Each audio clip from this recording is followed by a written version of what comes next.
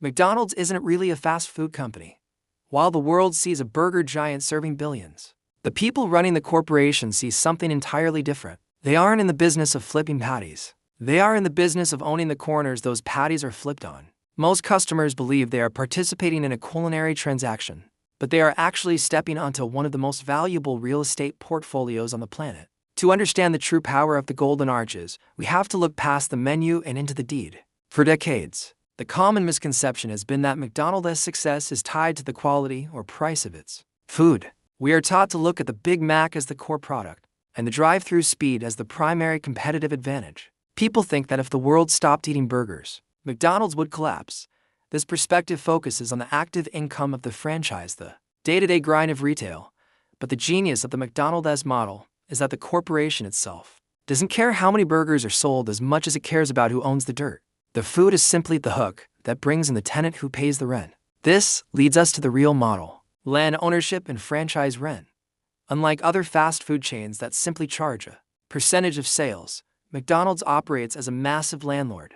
The corporation buys the land and the buildings at prime intersections, then leases them back to the franchisees at a significant markup. This creates a double-dip revenue stream. The franchisee pays a royalty fee for the brand name, but they also pay a fixed rent that is often much higher than market rates. By controlling the real estate, McDonald's maintains total leverage over its operators. If a franchisee fails to meet standards, they don't just lose their brand, they lose their lease. The land is the ultimate collateral, ensuring that the corporation's income remains steady regardless of how the kitchen is managed. The advantage of this structure is that it makes McDonald's nearly recession-proof. In a struggling economy, people might cut back on eating out, which hurts the franchisee's bottom line.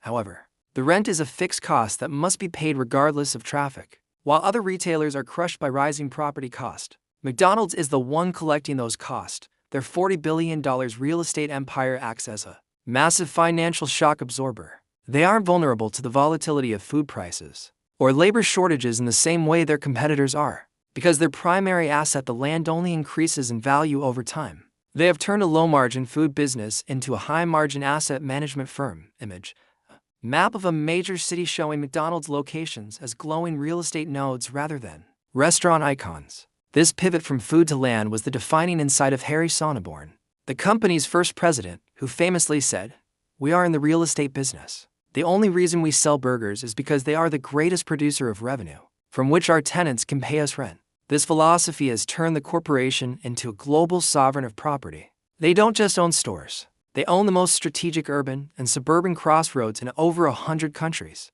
The burgers are just the bait for the most stable and predictable rental income in history. As we look at the scale of their holdings, the realization is quiet but profound. McDonald's has solved the greatest risk in retail by becoming the landlord of its own industry. They have moved past the uncertainty of consumer taste and into the permanence of geography. The Golden Arches aren't just a sign for a restaurant. They are a flag planted on some of the most lucrative soil on earth. The next time you see that yellow M, remember that you aren't looking at a kitchen. You're looking at a piece of a global empire that realized a long time ago that it is better to own the ground than the grill. The food is the ritual, but the land is the power.